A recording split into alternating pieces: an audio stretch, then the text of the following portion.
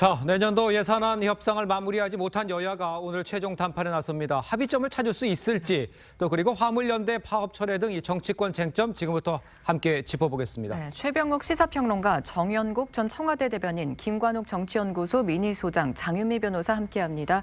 안녕하세요. 네, 반갑습니다. 안녕하세요. 네. 주제가 자, 먼저 정기국회 마지막 날이었던 어제 예산안 합의에 실패를 했죠. 여야 원내대표 이제 법인세 개정에 대해서 타협점을 찾지 못하고 있는 상황입니다. 먼저 최병묵 의원께서 법인세 문제 왜 타협이 안 되는 건지, 그다음에 이상민 장관 회의만 요게 과연 처리할 수 있는 건지 요걸 좀 짚어주시죠, 먼저. 그렇죠. 사실 그 리포트에서 나왔습니다만 지금 이제 남은 최대의 쟁점은 법인세 인하 문제입니다. 네. 법인세 최고 세율 25%에서 22%로 낮추자는 게 정부 여당 안인데 예. 야권에서는 이제 그렇게 되면 아주 초부자 감세가 된다. 그렇게 주장하고 그렇게 되고 예. 대개 이제 과세 표준으로 보면 2억에서 5억 정도 되는 사람들만 20%에서 10% 정도로 낮추는 데는 동의하겠지만 예. 네. 다른 거는 못하겠다. 그러니까 큰 기업에 대한 법인세 인하는 못 해주겠다 이거거든요. 예. 그거는 이 전통적으로 보면 국민의힘과 민주당 사이에 일종의 법인세를 보는 철학의 차이입니다.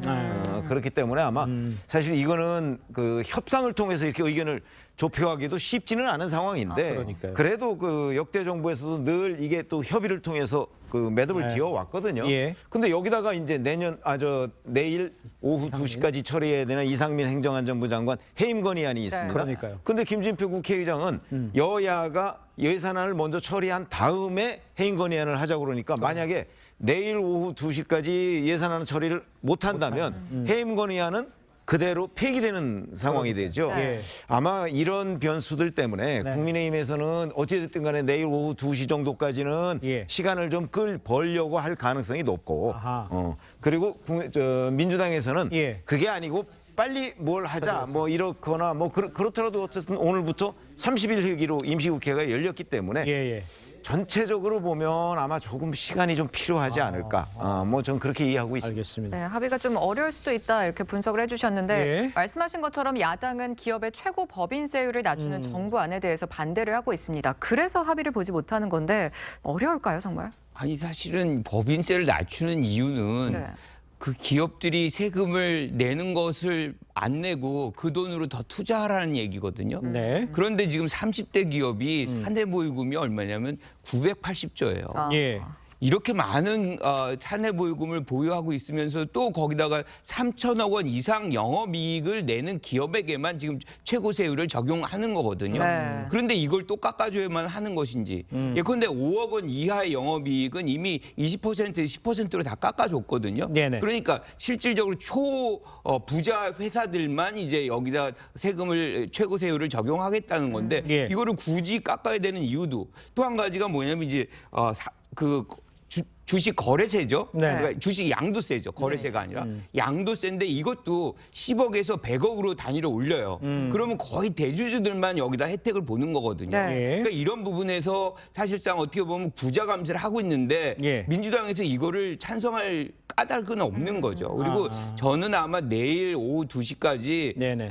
지금 국민의힘이 원내에서 아마 합의를 안 해줄 가능성이 전 높다고 봐요. 그러니까 이상민 장관 표결 처리가 72시간이니까 내일 2시거든요. 그러니까요. 그거 넘어가면 이제 자동 폐기된다고 생각하니까 예. 그때까지 아마 이 법인세를 하나 이유로 해가지고 네네. 계속 끌고 가지 않을까 이런.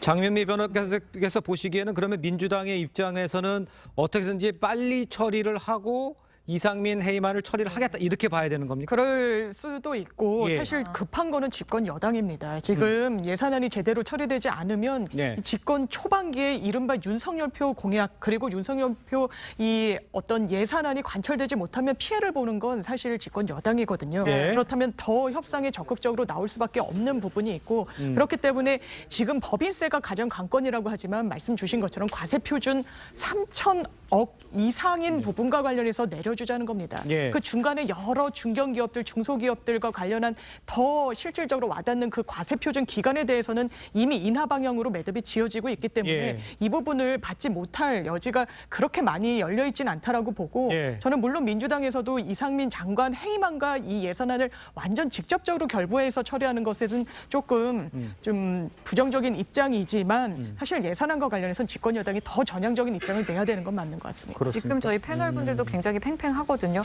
한배점을 좀 찾을 수 있을까요? 글쎄요, 양쪽 다 딜레마이긴 하죠. 예. 양쪽 다 딜레마이긴 한데 민주당 입장에서는 해임안 처리가 예산안보다도 해임안 처리에 더 비중을 두지 않을까 싶습니다. 네. 왜냐하면은 해임안이 내일 2시에 예. 자동 폐기가 된다 그러면은 이제 탄핵으로 가야 되지 않겠습니까? 그러니까요. 탄핵은 이상민 장관의 법률과 헌법에 위반돼야 탄핵 사유가 되기 때문에 그건 어렵다고 볼 것입니다. 예. 그렇기 때문에 아마도 예산안을 아주 전폭적으로 국민의힘에서 요구하는 대로 받아주고 내일 해임안 처리에 더 비중을 둘 수도 있지 않을까. 그러다면은 국민의힘 입장에서도 내일 만약에 주장하는 바가 받아들여진다 그러면은 뭐 응하지 않을 수 없는 입장이고 여당이니까 예산이 당장 필요한 부분이 있고 하니까 어떤 면에서는 전격적으로 이루어질 수도 있지 않을까. 그 내일 2시 전에 처리할 수도 있는 상황이다. 이렇게 예상을 하시는 거군요.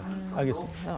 만약에 민주당이 전략적으로 나온다면 예. 지금 정부 여당의 그 법인세 인하를 전격적으로 받아서 그러면 그거 처리하고 곧바로 이상민 장관 해임 건의안을 처리할 수도 있는 거죠. 네네. 네. 그러나 뭐 그럴 것 같지는 않아요. 제가 보기에는. 예. 그리고 아까 이제 자꾸 법인세 인하가 이제 초부자 감세 이렇게 얘기를 네. 하는데 네. 지금 정부 여당이 법인세를 인하하자고 하는 거는 저런 뭐 사내 유보율이 뭐 엄청나게 많은 그런 기업들을 봐주자는 의미가 아니고 네. 사실은 이 법인세라는 거는 이게 글로벌 기업들한테 굉장히 중요합니다. 그렇습니다. 글로벌 기업이 어느 나라에 가서 투자를 열심히 하느냐에 따라 그 사실은 법인세가 낮은 곳을 찾아갈 거 아니겠습니까? 네, 그렇죠. 그런 차원에서 지금 법인세를 인하하자는 얘기지 예. 뭐 대기업을 봐주자 이런 거하고는 거리가 먼 얘기입니다. 알겠습니다. 일단 시간이 좀 남아 있다라고 생각할 수가 있을 것 같으니까 좀 지켜보도록 하고요. 네.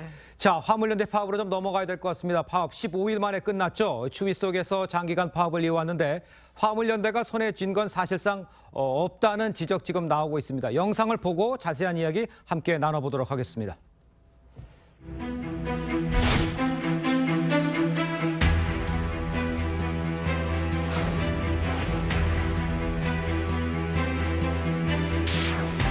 경제 전체를 화물연대는 지금 골모로 잡고 있습니다. 법치주의에 대한 심각한 위협입니다. 정부의 강경 탄압은 산업 내에 깊은 생채기를 남겼습니다. 포용하고 아울러가는 모습을 보이시기 바랍니다.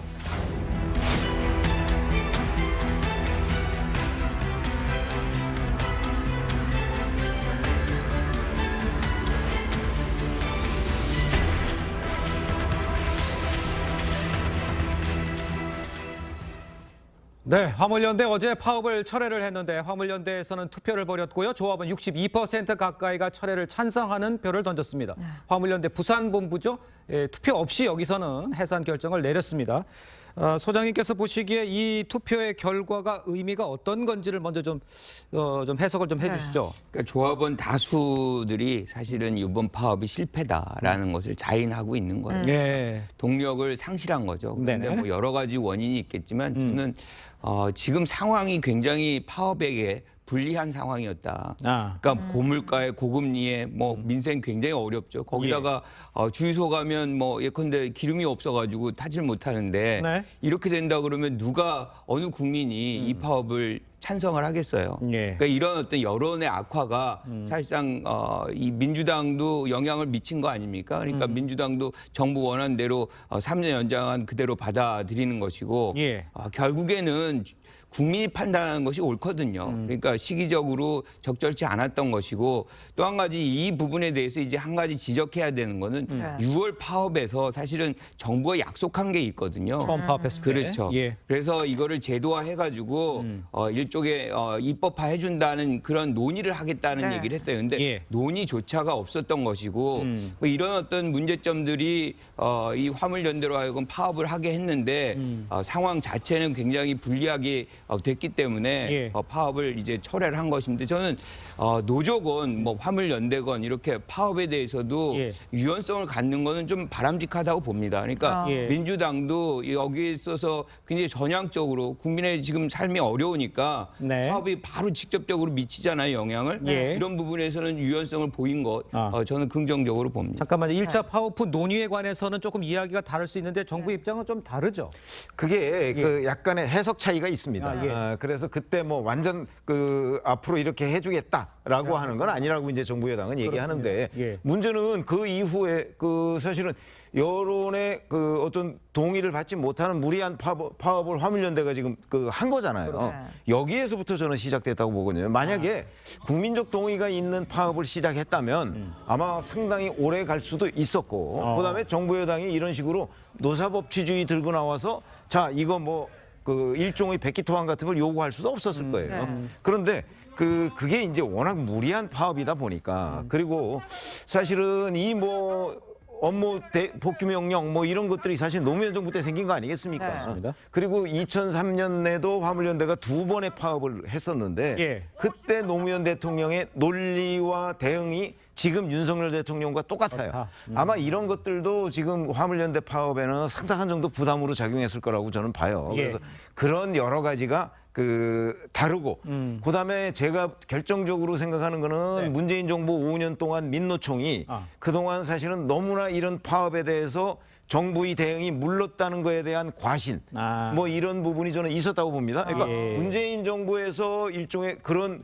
힘을 키워온 거를 너무 믿고 윤석열 정부는 다른데 그런 부분을 간과하고서 파업에 돌입한 것이 그 백기투항을 하게 된 결정적인 원인이다 이렇게 봅니다. 좀 알겠습니다. 위원님 말씀처럼 문정부에서 좀 너무 물렀던 조치를 취한 게 아니냐 이런 얘기도 해주셨는데 이거에 대해서 좀 여쭙고도 싶고 또 어제 민주당이 안전운임제 저희가 화물 노동자한테 최소한의 운송료를 사실 보장하는 이 제도 이게 사실 이 안전운임제가 좀 최대 쟁점이었거든요. 근데 여기서 화물연대가 지난 6월에 국토부랑 안전운임제 연장에 좀 합의를 했는데 이게 좀 무리한 요구였다 이런 얘기가 나와요. 그래서 두 가지 좀 여쭤보고 싶어요. 지난 6월에도 8일 동안 그 파업을 했습니다. 네. 그때도 상당히 좀 많은 문제점들이 노정이 됐었는데 가장 크게 요구했던 게 이게 일몰 규정으로 돼 있습니다. 네. 올 12월에는 이제 끝나는 거죠. 맞아요. 근데 이 안전운임제라는 건 사실 도입했을 때 그 취지가 정당한 부분이 있습니다. 최저임금제라고 생각하면 됩니다. 네. 화물 운전자 같은 경우에는 특수고용직이기 때문에 예. 아주 개인 사업자 성격이 굉장히 강합니다. 그럼에도 불구하고 이 업무를 진행하는 데 있어서는 화주의 요구를 사실상 그 지시대로 움직일 수밖에 없는 그런 또 특수성을 갖고 있거든요. 네. 그래서 상당히 고노동을 함에도 불구하고 수익이 제대로 나지 않는 점. 그렇기 네. 때문에 최저치의 이 운송료를 보장해주고 대신 어떤 사고를 저감시키고 이런 운행의 어떤 위험성을 저감시키는데 그 취지가 있어서 이런 걸 고려해서 연장을 하자. 지난 전에 파업 당시에도 그렇다면 연장하는데 큰 틀에서는 합의를 봤지만 예. 이 화물 노조 측의 주장에 따르면 정부가 아주 적극적으로 다른 대안을 내놓지는 못했다는 겁니다. 그래서 본인들이 이런 파업에 2차적으로 나설 수밖에 없었다고 이야기를 하고 있고 예. 일단 3년 연장 안에 이 뭐 야당 민주당 같은 경우에도 뭐 중간에 협의자 역할을 자인하기도 했지만 이 부분과 관련해서 좀 정부 여당으로서는 예. 원래 선조건으로 복귀를 했어야 되는데 하지 예. 않았기 때문에 3년 연장 우리가 제안했지만 이것도 처리할 수밖에 없다. 원점에서 논의하자. 저는 이거는 최소한 책임 있는 문제를 풀어나가는 자세는 아닌 것 같고 예. 물론 뭐 문재인 정부 때 이런 민주노총에 대해서 너무 유화적인 입장을 네. 취한 거 아니냐. 저는 기본적으로 국민들이 민주노총에 대해서도 그런 평가하는 부분 다 반영이 될 거라고 생각합니다. 아까 예. 말씀 주셨지만 지금 경제가 너무 어려운데 네, 이런 네. 파업을 했기 때문에 조합원 투표에서도 그러니까요. 이렇게 복귀를 결정한 것이라고 생각합니다. 알겠습니다. 네, 지금 저희가 말씀하셨지만 파업 전에 정부는 안전운임제 3년 연장을 제안했지만 이젠 이것도 전면 재검토하겠다는 입장입니다. 그렇습니다. 원희룡 국토교통부 장관의 입장 들어보시죠. 때가 너무 늦었죠. 이렇게 큰 피해를 입혀놓고 이렇게 대한민국의 엄연한 법을 이렇게 대놓고 무시하고 짓밟고 이제 돌아갔다고 해서 그게 다 원위치다? 아무도 그렇게 생각하지 않습니다. 자, 정부 입장은 이제 바로 원위치해서 돌아가서 그냥 파업을 철회만 했다고 돌아갈 수 없다 이렇게 주장을 하고 있는 상황이었는데 이 어제 민주당이요 이제 안전운임제 3년 연장 법안을 상임위에서 단독으로 처리를 했습니다. 이 정부는 안전운임제 3년 연장에 대해서 이미 늦었다 이런 원위치하겠다 이런 입장입니다. 이 상황 먼저 정영국 전 대변인께서는 어떻게 이해를 하고 계십니까, 저 상황? 민주당이 상당히 좀 어떤 본인들이 네. 그동안 하지 않고 있다가 예. 늦게 이제 자신들이 이제 숟가락을 얻는 그런 형태가 되어버렸습니다. 정부에서 3년 연장을 하겠다고 처음에 제시하지 않았습니까? 네. 그렇기 때문에 받지 않았다가 지금 이제 노조가 파업을 철회하고 운송 복귀에 들어가니까 이제 민주당이 뒤늦게 나서서 예. 3년이라도 보장을 해달라 뭐 이런 것 아니겠습니까? 예. 그거는 참 옹색한 부분이고 제가 보기에는 이 운임제 원점에서 다시 논의해 보는 것이 맞다고 생각이 됩니다. 왜냐하면 시장 원칙에도 맞지 않은 겁니다. 사실 네. 정부가 개입해서 운임을 결정을 한다 이런 부분은 앞서 말씀하셨습니다만은 최저 운임제 정도, 최저 생계비의 성격을 갖고 있기는 한데 예. 지금 그런 운송비를 갖다가 정부에 나서서 일정 부분을 보장을 한다. 그러면은 다른 부분이 있거든요. 지금 콘크리트와 지금 컨테이너 아니면 예. 시멘트 컨테이너 아니겠습니까? 다른 부분에서는 그러면은 형평성의 문제도 있는 거예요. 그렇기 때문에 네. 이 지난 3년 동안 운영을 해봤는데 상당히 뭐 개선되는 부분도 없고 일정 부분은 개선되는 부분은 있습니다만 일정 또 어떤 부분은 개선되는 부분도 없고 예. 뭐 효과가 없다 그러면은 면밀하게 분석을 해서 운임제에 대해서 다시 한번 시장 원칙에 맞게끔 예. 할 수 있는 대안을 찾아야 될 것으로 생각이 알겠습니다. 됩니다. 일단 정부는 운송 차질에 따른 산업계 피해가 3조 5천억 원에 이른다고 추정을 하고 있는데요. 네. 이에 대해서 정부는 끝까지 책임을 묻겠다는 입장이고 손해배상 청구에 나서는 거 아니냐 이런 관측도 나오는데 실제 가능성이 좀 있을까요? 그러니까 이러니까 이제 노란봉투법 얘기가 나오는 거예요. 네. 그러니까 저런 천문학적인 배상을 어떻게 노조가 하겠습니까? 네, 네. 그러니까 실질적으로 이제 파업권을 행사를 못하게 하는 그런 효과가 나올 수밖에 없는 것인데 예. 저는 정부가 3년 연장안을 제시를 했던 거잖아요. 예. 정부의 어떤 제시는 굉장히 무거운 겁니다. 네. 이것이 지금 파업이 철회됐다 그래가지고 갑자기 정부가 제시한 거를 백지로 한다 그러면 예. 누가 정부의 말을 믿고서 그거를 따르려고 하겠습니까? 그래서 그거는 이제 그러니까 이번 파업권을 꼭 뭐 승리와 패배 이분법적으로 지금 이렇게 보는 것 같아요. 예. 막 밀어붙였더니 우리가 이겼다. 그러니 계속해서 다른 영역도 밀어붙이면 우리가 이길 것이다. 저는 전혀 거기에 동의하지 않습니다. 예. 그리고 파업연대는 사실상 노조도 아니에요. 그래서 이 결속력이라든가 뭐 이런 것도 굉장히 적고 예. 굉장히 이번에 어떤 파업의 성격이 모든 다른 노조의 어떤 파업의 성격과 동일하다라고 간주하면 예. 또 다른 어떤 분란들이 많이 발생합니다. 그래서 예. 저는 정부가 이런 어떤 사례를 정부와 이런 이익 집단들이 잘 마무리하는 그런 사례로 만들어가는 그런 과정이 예. 좀 필요하다 이렇게. 정부가 밀어붙여서 뭐 승리했다 뭐 이런 이야기도 글쎄요 일부에서는 할 수 있겠습니다만 이 전체적인 진행 상황을 보면요 이번 파업이 이걸 이끈 민주노총의 방식 이 국민의 공감대를 얻지 못했다 이런 지적도 나오고 있는 거거든요. 앞으로 노동운동 어떻게 달라져야 하냐 이런 지적도 좀 바뀌어야 된다 이런 지적도 있는 건 사실이지 그렇죠. 않습니까? 아니 이번 같은 경우는 특히 이제 화물연대 지도부, 그렇습니다. 그리고 화물연대 지도부의 그 무리한 파업을 민노총이 사실은 뒷받침해 준 거 아니겠습니까? 네, 네. 저는 거기에 민주당의 역할도 좀 있었다고 봅니다. 민주당하고 민노총하고도 뭐 소통이 잘 되는 그 정당이니까, 네, 네. 그러니까 역할도 있었고 그랬는데. 국민적 공감을 얻지 못하면서 여기까지 왔거든요. 예. 그렇기 때문에 자 이제 안전운임제 도입 얘기를 자꾸 합니다만은 네네. 그거는 6월에 그 정부 여당이 이제 이렇게 해서 타결을 짓자라고 해서 제안을 했던 것인데 그런 제안을 무시하고 화물연대가 파업에 돌입했기 때문에 예. 돌입하면서 지금 수조 원의 그 피해가 발생했다 이렇게 얘기를 하고 예. 있는 거잖아요. 그러면 그 수조 원의 피해는 그냥 복귀함으로써 이제 없던 일로 하자. 이런 부분에 관해서 저는 윤석열 정부가 네네. 뭔가 이 노사 그 파업, 노동계 파업 예. 이런 데에 대해서 무슨 새로운 이정표를 하나 만들고 싶어 하는 것 같아요. 그러니까 그 파업을 할 때는 그 파업에 대한 만반의 준비를 해서 그 노조도 앞으로 임해야 될 것이고 그다음에 파업이 끝나면 그냥 모든 거 뭐 고소 고발되고 이런 거 다 없던 일 되고 피해도 아무도 책임지는 사람 없이 끝나는 이런 파업 행태는 앞으로 용납하지 않겠다. 이게 지금 윤석열 정부의 노사법치주의로 보여요. 예. 물론 그렇다고 해서 뭐 3조 5천억 원을 그 완벽하게 전부 그 노조 측으로부터 배상을 받겠다 뭐 이것까지는 아닐지 몰라도 네네. 여하튼 과거처럼 그냥 없던 일로 하자 뭐 이런 거는 안 된다. 예. 지금부터 이제 복귀를 했으니까 예. 아마 협상에 들어갈 겁니다. 예. 이런 협상을 좀 우리가 지켜봐야 되는데 예. 문재인 정부처럼 그렇게 물렁하게 대응하지는 않을 거다. 그거는 명백해 보입니다. 3조 5천억을 정부가 전부 손해배상을 청구하진 않겠지만 그래도 과거 때와는 다른 그런 모습으로 노동계를 대응하겠다 이렇게 이해를 좀 하도록 하겠습니다. 네. 자, 저희는 다음 주제로 좀 넘어가 보도록 하겠습니다. 자, 지금부터는 TV조선에서 단독 보도해드린 이 청담동 술자리 관련된 이 후속 보도 쟁점들 좀 짚어보도록 하겠습니다. 예. 첼리스트 A씨 더 탐사 측이 여러 차례 문자를 보내서 자신을 회유했다 이렇게 주장을 했습니다. 첼리스트의 목소리를 직접 들어보도록 하겠습니다. 윤석열 대통령님, 한동훈 법무부 장관 전혀 오지 않았었고요. 저는 그래서 본 적이 없어요. 제 거짓말로 인해서 어쨌든 다 피해를 본 거잖아요. 그러니까 너무 미안하고, 그러니까 제가 거짓말 한 부분에서 인정하고 빨리 이제라도 정리하고 싶다.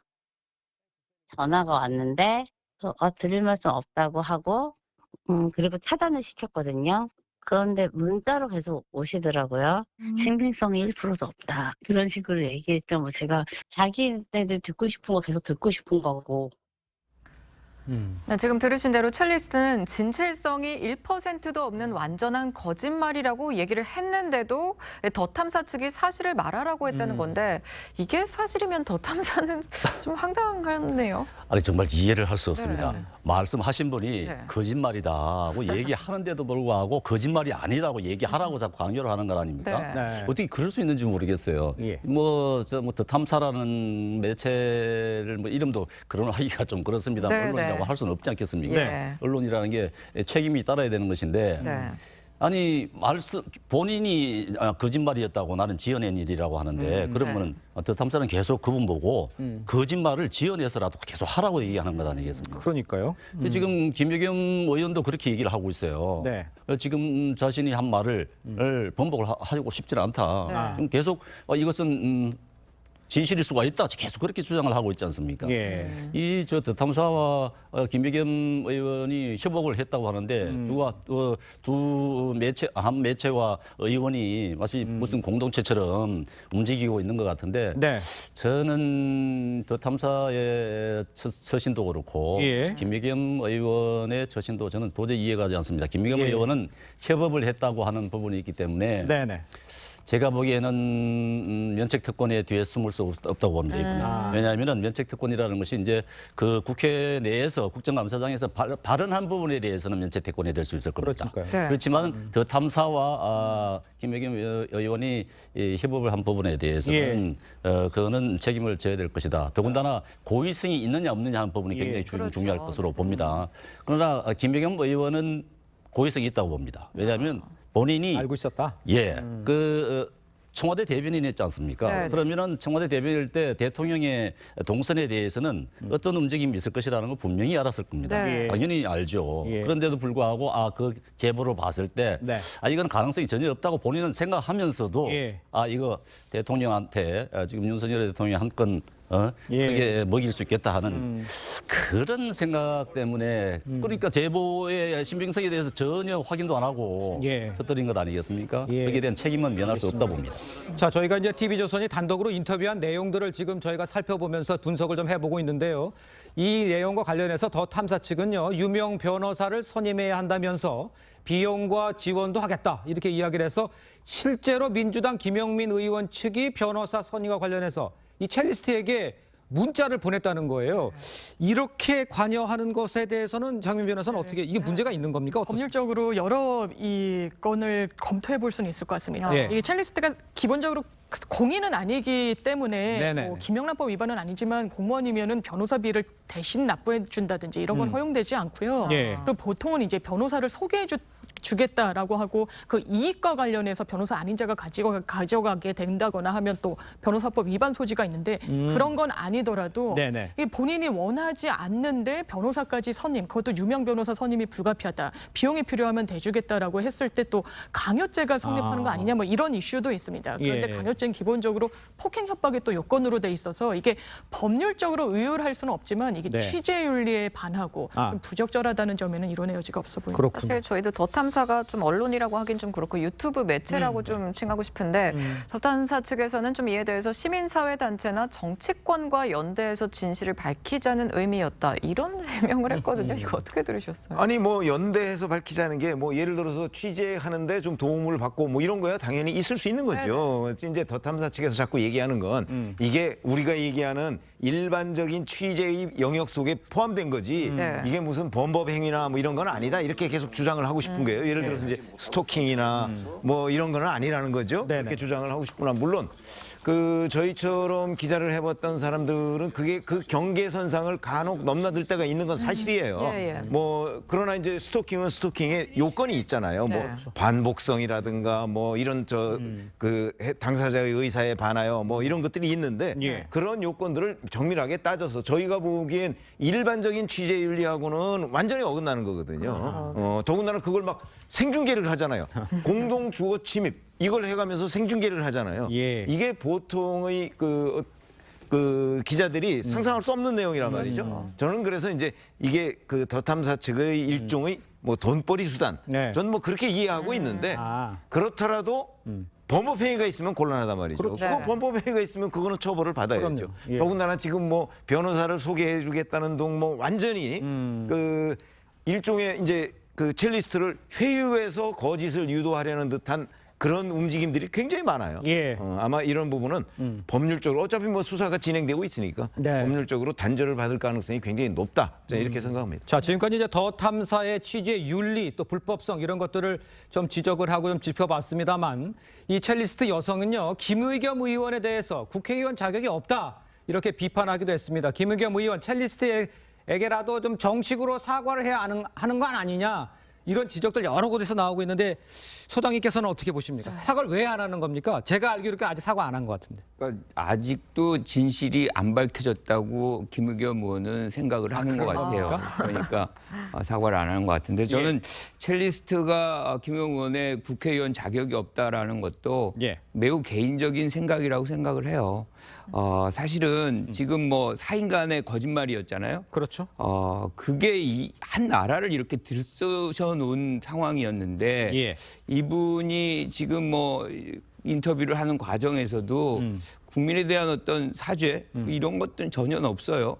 그리고 제가 참 안타까운 거는 뭐냐면 이게 이제 뭐 난리가 났지 않습니까? 네네. 그러면 사실이 아니라 그러면 그 다음 날이라도 바로 이거는 뭐 전화라도 해서 언론사에 이건 사실이 아니다. 내가 뭐 때문에 이제 거짓말을 한 것이다. 이렇게 해서 빨리 정리를 해줘야 되는데 그게 뭐 10월 달이었잖아요. 예. 지금까지 이어져 내려오는 장면에서 이제 와서 이제 인터뷰하고 사실이 아니라고 한다면 이분의 어떤 시민 의식은 도대체 무엇인지 저는 묻지 않을 수가 잠깐만요. 없어요. 그럼 지금 소장님 얘기하는 거는 이 첼리스트가 빨리 당연하죠. 성립을 얘기 안 했다. 여기에 문제가 있다고 당연하죠. 보십니까? 이게- 김의겸 의원이 잘못 확인을 안 한 것보다도 저는 이제 그 부분도 잘못됐다고 생각을 해요. 예. 그러니까 김의겸 의원도 당연히 본인한테 확인을 하고 그리고 본인이 지금 아니라고 하면 그 본인보다 더 잘하는 사람이 어디 있겠어요. 그러면 이제 이게 사실이 아닌가 보다 하고 예. 사과를 해야죠. 공식적으로. 예. 근데 그것도 안 하고 지금 첼리스트 분 처신도 그렇고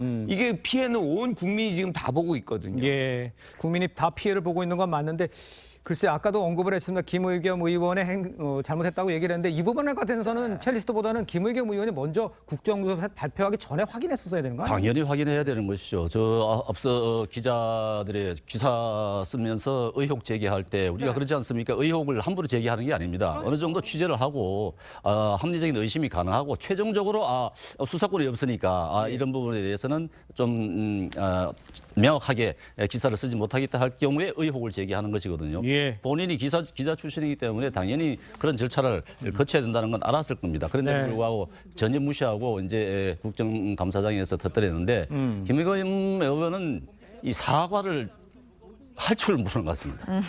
지난번 유엔 대사 그것도 마찬가지입니다. 네, 그렇죠. 유엔 대사 하지도 않은 말을 거긴 사과는 했습니다. 하는데 했죠. 그런 부분에 대해서 유감 표명했지 않습니까? 네. 그러는 것은 김의겸 의원뿐 아니라 민주당의 그 유엔 대사 같은 경우도 대한민국 제1당을 방문한 겁니다. 공식적으로. 그랬을 때 그 공식적으로 그 대변인이 예. 허위 발언을 했다 그러면은 민주당 대표가 사과를 공식적으로 해야 되는 것이고 또 그에 따른 민주당 같은 경우는 제1당으로서의 책임이 있는 것 아니겠습니까? 예. 그런데 되는데 저 지금 김의겸 의원이 이렇게 계속 자기 주장을 굽히지 않고 그 사과를 하지 않고 있는데도 불구하고 민주당이 가만히 있다는 것도 저는 이해가 가지 않습니다.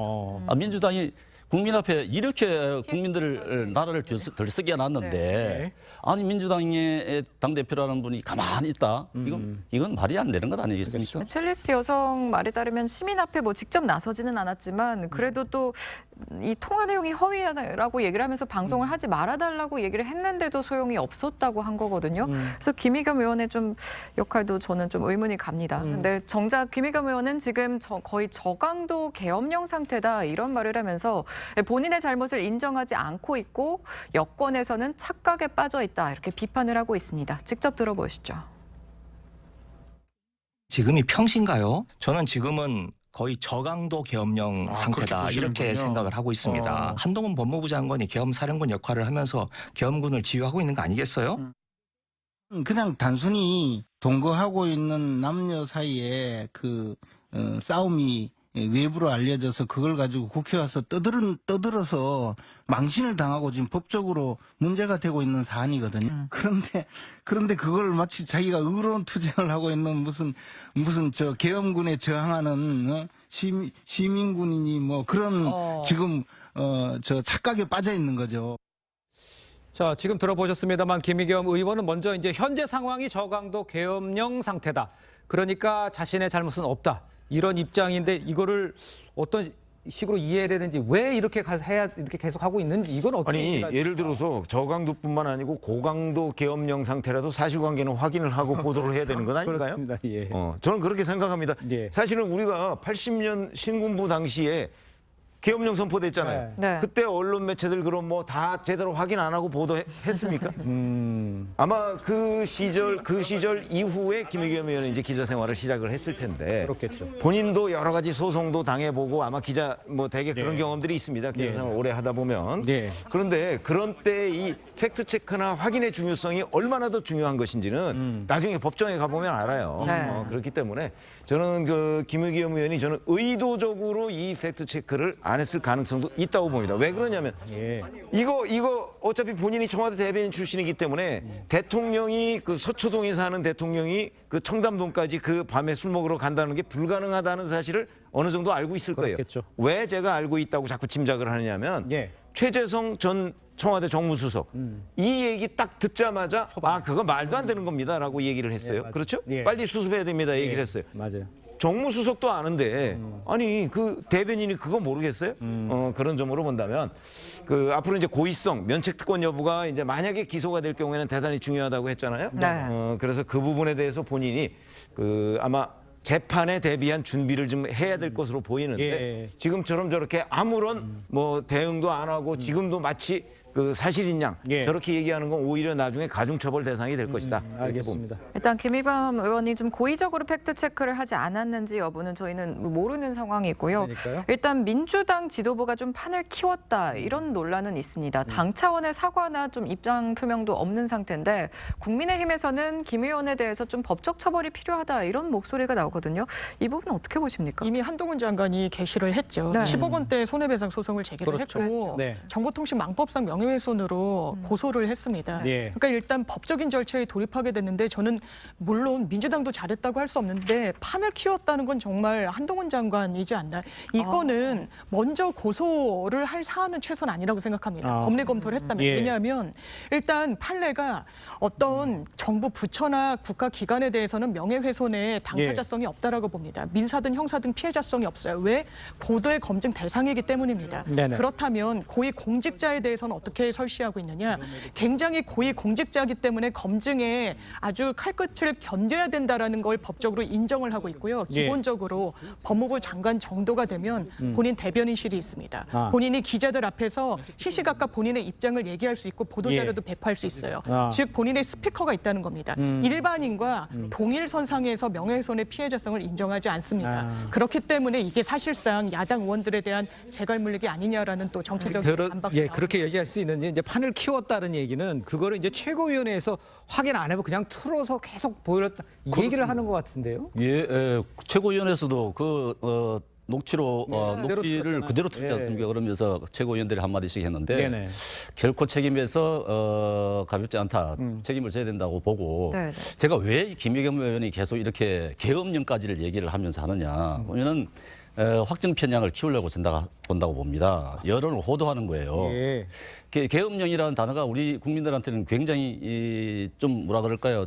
자극적으로 들리지 않습니까? 그렇죠. 이게 계엄령, 김의겸 의원이 사실 이 계엄령에 대해서 전례가 또 있습니다. 기억하실지 모르겠습니다만 2017년도에 청와대 대변인일 때입니다. 그때 기무사 계엄령 문건 기억하실지 모르겠습니다. 그 기무사 계엄령 문건을 문재인 전 대통령이 이제 해외 순방 중에 빨리 수사하라 해서 수사 시작이 됐는데 그때 바로 김의겸 대변인이 그때 대변인이었습니다. 판넬까지 갖고 나와서 계엄령 문건이라면서 세세하게 설명을 브리핑을 했었습니다. 언론 앞에서. 왜 그렇게 했겠습니까? 언론을 이용하는 것이죠. 자기가 발표하면은 특히 청와대 대변인이고 청와대 대변인이 청와대 출입 기자들 앞에서 판넬을 내놓고 브리핑하는 경우가 없습니다. 이례적이었죠. 그래서 대대적으로 보도된 적이 있습니다. 그런데 그 수사 결과가 어떻게 됐습니까? 사실무근이었습니다. 알겠습니다. 수없이 많은 사람들 조사를 받고 있지만은 사실무근으로 끝났습니다. 근데 그 사이에 이재수 기무사령관 숨지고 기무사 해체됐지 않습니까? 그런 전례를 봤을 때 이 김의겸 의원의 이런 발언들에 대해서 그냥 넘어가면 안 됩니다. 분명한 책임을 물어야 되는 거죠. 어떻게 저강도 계엄령이다. 저도 뭐 처음 들어보는 용어예요. 그런데 국회의원이 할 수는 있다고 봅니다. 이 분위기를 얘기를 하는 거거든요. 그러니까 일방적인 어떤 검찰 수사 이것이 지금 문재인 대통령에게 지금 향하고 있고요. 이재명 대표에게 향하고 있고요. 뭐 이거는 어떻게 보면 야권에 대해서 굉장한 이제 수사의 칼날이 모아지고 있는데 안에서 뭐 문제는 있다 그러면 범죄 행위가 있다 그러면 당연히 수사를 해야 되겠죠. 그런데 문제는 형평성을 지금 안 맞추고 있다는 데 이제 문제가 있습니다. 그런데 우리가 대장동 관련해서도 여러분들이 있잖아요. 박영수 전 특검 같은 경우도 지금 돈을 받았다는 의혹이 여러 개 나오고 있음에도 불구하고 수사가 진척이 안 돼요. 그리고 또 한 가지가 우리가 김건희 여사 같은 경우도 마찬가지로 지금 도이치모터스 얘기가 계속 있었음에도 불구하고 수사가 전혀 진행 안 됩니다. 그러니까 이런 식으로 일방적인 한 곳을 향한 어떤 수사가 결국에는 이 김의겸 의원으로 하여금 이러한 단어를 쓰게 한 것 아닌가 이렇게 생각합니다. 알겠습니다. 자, 저희는 다음 주제로 빠르게 좀 넘어가 보도록 하겠습니다. 자, 이명박 전 대통령이 오는 28일 0시를 기해서 사면됩니다. 그리고 김경수 전 지사 역시 이번에 사면하기로 되어 있습니다. 28일인 이유 무엇인지 또 사면 배경 또 어떻게 봐야 되는지 이런 걸 좀 정리 좀 해주시죠. 지난 8.15 광복절 때 사면은 사실 경제인 중심의 사면이 있었고요. 그런데 이번에는 이제 정치인을 포함해서 국민 화합형 사면을 하겠다. 아마 이런 개념으로 지금 그 추진을 하는 것 같고요. 국민 화합형. 그럼 왜 그럼 28일 0시냐? 그러면 사실은 이번 그 사면의 중심 인물이 이명박 전 대통령입니다. 그리고 김경수 전 경남지사인데 이명박 전 대통령 같은 경우는 27일까지가 형 집행정지 기간입니다. 그러니까 만약에 내년 1월 1일부로 사면을 한다고 하면 28일 0시에 다시 그 교도소로 갔다가 그리고 며칠 만에 또 다시 나오고 이런 일이 있어야 되거든요. 그러니까 아예 그 날짜를 거기에 맞춰서 하는 거고 김경수 전 경남지사 같은 경우는 이제 사면만 하고 원래 내년 5월 초에 그 형기가 끝나거든요. 그래서 이제 일단 석방을 하고 아마 복권은 이번에 하지 않는 쪽으로 지금 가닥을 잡았다. 근데 뭐 최종 발표는 두고 봐야 되겠습니다. 예, 알겠습니다. 지금 말씀하셨지만 김경수 전 지사는 사면만 하고 복권은 하지 않는 쪽으로 좀 가닥이 잡히고 있는데 복권되지 않으면 또 2028년 5월까지 피선거권이 제한되니까 다음 대선은 좀 출마가 불가능할 것으로 보이거든요. 좀 어떻게 될까요? 그런 어떤 시나리오들을 좀 계산한 거 아닌가. 뭐 사실은 사면 복권이 이렇게 거의 같이 맞물려서 이렇게 이루어지는 것인데 여기서 복권은 또 안 해준다. 그거 좀 이상하고요. 저는 뭐 개인적으로는 이런 특사 이 남용에 대해서 전 굉장히 부정적입니다. 이거는 상권 분립을 그냥 완전히 무너뜨리는 거거든요. 그러니까 이렇게 된다 그러면 사실은 뭐 사법부도 필요 없는 것이고 수사할 필요도 없는 거죠. 그래서 이 논쟁은 사실 미국에서도 굉장히 많이 일어나고 있거든요. 이 자체가 문제가 있다. 이래서 이제 제왕적 대통령제라는 말이 계속 나오는 거거든요. 그래서 저는 뭐 특사 이 자체에 대해서 부정적입니다. 알겠습니다. 어떤 결과가 나와 있는 상태가 아니니까요. 어떤 결과가 나올지 저희가 확인하고 좀 지켜보도록 하겠습니다. 다음 주제 넘어갑니다. 자, 이재명 대표의 사법 리스크 짚어보겠습니다. 검찰이 이 대표의 최측근인죠. 정진상 씨를 기소했습니다. 뇌물 혐의 액수 구속영장 청구할 때보다 더 1억이었죠. 더 늘었습니다. 먼저 배경이 무엇인지 좀 장유미 변호사께서 좀 설명을 해주시죠. 이 4가지 혐의를 받고 있습니다. 공소장에도 4가지 혐의가 적시가 됐는데 압수수색 과정보다 달라진 것은 바로 뇌물 액수입니다. 압수수색 과정과 또 이 영장을 청구하던 시점에는요.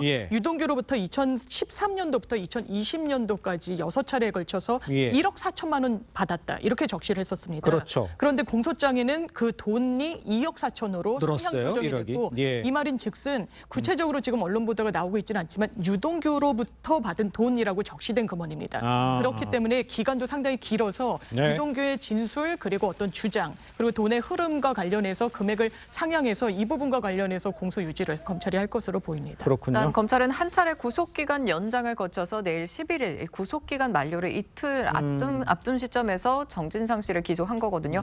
더 이상의 구속기간 연장은 없었고 여기서 보면 어떻게 보면 좀 검찰의 자신감이 있었다 이렇게 볼 수 있을까요? 정진상 실장은 그동안 계속 공무원이 있기 때문에 사실 공무원 신분으로서는 뇌물죄 적용이 쉽지 않습니까? 뭐 이제 사업과 관련해서 편의를 봐줬다 해서 돈을 받았다 이런 부분이라든가 뭐 향응을 큰 향응을 받았다 해도 뇌물죄에 들어가기 때문에 정진상 실장 같은 경우는 기소하는데 큰 무리가 없었을 것으로 생각이 됩니다.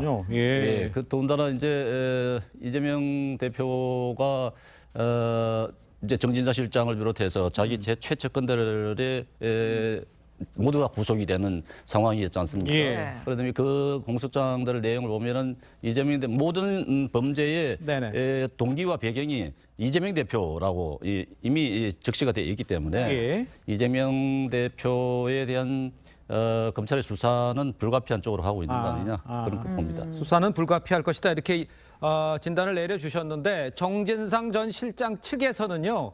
유동규, 남욱 진술로 기소했다면서 수긍 못하겠다. 진술만 있다 이런 얘기죠. 이런 입장을 표명을 했습니다. 진술의 신빙성이 어떻게 되는지가 문제가 있고 또 특별한 뭐 물적 증거 없다 이런 얘기를 좀 하는 것 같아요. 그러니까 지금 기소를 하면서 그 내용을 들여다보면 우리 초미의 관심을 갖고 있었던 건 기소 내용에 이재명 대표 이름이 들어가 있느냐라는 것인데 사실상 없었다는 얘기입니다. 그러니까 이 연결고리라는 어떤 증거가 없다는 것이 찾지 못했다는 얘기일 수도 있고요. 또 한 가지는 뭐냐면 지금 이 장면에서도 정진상 씨를 기소하면서도 사실은 증거들이 그렇게 명백한 것들이 지금 제시되고 있지 않거든요. 거의 유동규 씨의 진술로 이어져 오고 있다. 그리고 또 아주 재밌는 거는 지금 428억을 지금 이제 부정 후에 이제 수뢰를 하는 그걸로 되어 있잖아요. 근데 이게 원래 700억이라는 돈이고 이거는 유동규 씨가 지금 재판 26번을 했던 진행이 됐던 재판에 유동규 씨가 받은 뇌물로 돼 있어요. 그런데 이게 갑자기 이 700억도 아니고 428억. 그러니까 여기서 세금을 제한 거라고 얘기를 합니다. 네. 근데 세금을 제해 주는 경우도 있나요? 저는 이것도 이해가 안 가는 그런 대목이고 그래서 많은 부분이 사실은 남욱 씨나 뭐 이런 다른 분들 유동규 씨의 어떤 진술을 바탕으로 해서 이렇게 기소하다 보니까 자꾸 모순되는 부분들이 좀 있지 않나 이런 생각이. 예. 그런데 일단 공범이라고 공소장에 적시가 안 돼 있지만 정치적 동지다 이렇게는 좀 설명이 돼 있는 것 같아요. 아니 원래 정진상 씨에 대한 압수수색 영장에는 정치적 공동체라고 표현이 돼 있고요. 예. 그리고 거기에 이제 이재명 대표의 이름이 100번이 넘게 나와요. 네네. 그런데 지금은 이제 정치적 공동체는 빠지고 정치적 동지. 근데 뭐 이거 같은 뜻으로 보이고. 예. 자 이제 자꾸 증거가 없다 이렇게 얘기를 많이 이제 그 민주당 쪽에서 하고 있는데 네. 사실은 검찰은 굉장히 자신감을 가지고 있어요. 증거 없이 자신감을 가지고 있을까요? 그러니까 그럼 왜 증거가 지금 언론 보도나 이런 거로 제대로 안 나오고 있느냐? 그거는 김용 씨 잘 아시지만 검찰 구속 수사를 받는 동안에 묵비권을 행사했어요. 네네. 정진상 씨도 자기는 뭐 적극적으로 그 해명을 하겠다. 처음에는 초반에 그렇게 좀 하다가 중간 어느 지점부터는 다시 또 묵비권을 행사해요. 그렇죠. 그럼 묵비권을 행사한다는 얘기는 검찰 질문이 이런 거 묻고 저런 거 묻고 할 때 답변을 안 한다는 뜻이잖아요. 예. 그러면 검찰도 구체적인 질문을 안 해요. 왜냐하면 검찰이 뭘 증거로 가지고 있다는 거 자꾸 보여주는 게 되잖아요. 그렇기 때문에 검찰도 상당한 증거들을 제가 알기로는 뭐 남욱 변호사 등등으로 인해서 여러 가지 메모, 뭐 돈을 만드는 과정 이런 것들을 다 가지고 있는 것으로 알고 있거든요. 그런 것들을 이제 앞으로 법정에 가서 공개를 할 가능성이 대단히 높기 때문에 뭐 진술만 있다. 그래서 진술만 있는 것인지 그 다른 증거들이 많은 것인지는 앞으로 이 사람들의 재판 과정에서 하나 둘씩 드러날 것이다. 이렇게 봅니다. 알겠습니다. 그런데 측근들의 일단 구속과 기소에 대해서 이재명 대표는 법정에서 진실이 가려진다는 입장이고 또 유감 표명은 하지 않고 있습니다. 직접 들어보시죠. 정치검찰이 이미 정해놓은 수순에 따라서 낸 결론이라 이미 예견된 일이었습니다. 법정에서 진실이 가려지고 무고함이 밝혀질 것으로 믿습니다.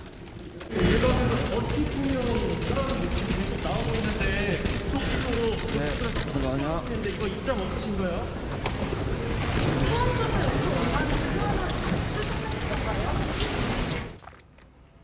자, 이재명 대표는 한 점 부끄러움이 없다 이런 입장인데요. 검찰은 이 추가 수사를 통해서 이 대표의 공모 여부를 판단하겠다 이런 입장입니다. 이 대표에 대해서 이제 추사 방향이 이제 이 대표를 향하고 있는데 이거에 대해서 이제 조사나 뭐 이런 거에 대한 시기 뭐 이런 것들을 어떻게 예상할 수는 있나요? 어떻습니까? 저는 어제 공소장을 보고 네. 공모관계에서 이재명 이름이 빠졌다는 거. 왜냐하면 검찰이 압수수색 영장에는 아까 말씀 주셨듯이 100번 이상을 썼거든요. 예. 이거는 어떻게 보면 의도가 있다고 볼 수도 있습니다. 왜냐하면 공범 관계로 수사는 할 거예요. 이미 소환 조사 예정돼 있는 상황에서 공모관계로 적시하지 않았다. 이 수사를 조금 템포를 늦게 가져갈 수 있겠다는 취지로도 해석이 될 수 있는 여지가 있다라고 생각합니다. 예. 지금 국민의힘의 여러 의원분들께서 네네. 이재명 대표를 대단히 늦게 소환해야 된다라는 취지로 이야기를 하고 있습니다. 이게 사실상 내후년 총선의 스케줄과도 맞물릴 수가 있는 부분인데 예. 저는 검찰이 이런 정치적인 어떤 일정과 관련해서 사고한다고 생각하고 싶진 않지만 최소한 이런 오해에서는 벗어나려면 뭔가 수사에 있어서는 네. 이런 정치적인 일정과는 무관하게 해야 된다라고 생각합니다. 그렇겠죠. 그런데 이재명 대표는 국민과 당원과 함께 싸우겠다고 했습니다.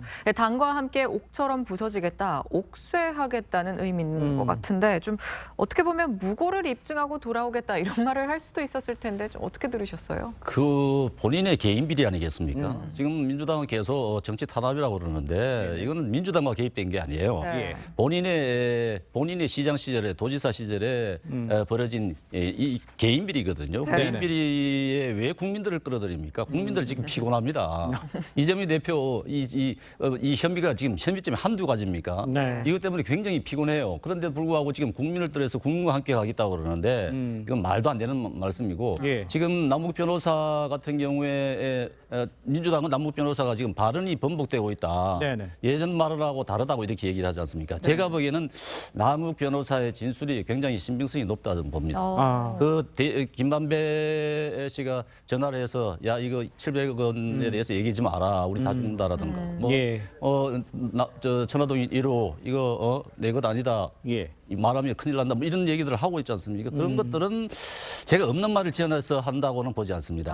남욱 변호사의 진술이. 더군다나 남욱 변호사와 유동규의 발언들이 다 진술들이 다 일치하고 있기 때문에 단지 이제 김만배 씨만 이제 부인을 하고 있는 상황인데 알겠습니다. 김만배 씨도 얼마 지나지 않았서는 인정할 수밖에 없는 상황이 오지 않을까 그렇게 저는 보이는데요. 네, 그렇게 판단하고 계시고 그 소장님께는 이렇게 여쭤볼게요. 지금 아까 잠깐 얘기를 했습니다만 국민과 당원과 함께 싸우겠다. 그렇다면 개인 비리로 아까 언급을 해줬습니다만 나가서 당당히 무고 입증하고 돌아오면 더 좋은 거 아닌가요? 어떻게 보면 왜 이걸 당까지 다 묶어서 싸워야 됩니까? 개인 비리로 보는 것 같지가 않습니다. 그러니까 뭐냐면 지금 검찰이 일종의 정치 보복 수사를 하고 있다라고 생각을 하는 것 같아요. 민주당에서는? 이재명 대표는. 네.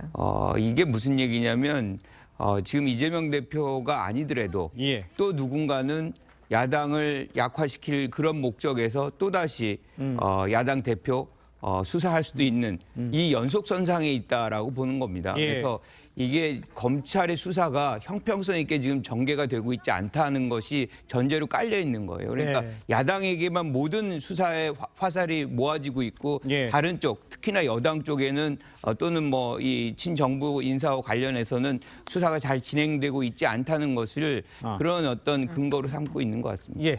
제가 보기엔 쉽게 얘기해서 대표직을 내려놓지 않겠다 그런 얘기예요. 무슨 얘기냐면 이게 본인의 그 대표직을 내려놓는다는가 아니면 뭐 사실은 이게 민주당 당원으로서 벌어진 그런 그 의혹이 아니잖아요. 다 성남시장 때 벌어진 일이란 말이죠. 그러니까 이게 분리되는 순간 이재명과 민주당은 완전히 분리가 되는 거예요. 그러니까 지금 자꾸 당과 당원을 끌어들여서 국민을 끌어들여서 같이 싸우겠다고 하는 거는 이거 분리하면 안 된다. 지금 이 얘기거든요. 그래서 이재명 대표는 자꾸 민주당을 끌어들여서 지금 대항을 하려고 하는 것이고 근데 민주당 입장에서 보면 사실 저기에 끌려 들어가면 이게 이제 조국 시즌2 이런 형식이 될 가능성이 대단히 높다. 이렇게 봅니다. 알겠습니다. 자, 정치권 소식은 여기까지입니다. 네 분과 인사 나누겠습니다. 고맙습니다. 감사합니다. 감사합니다. 감사합니다.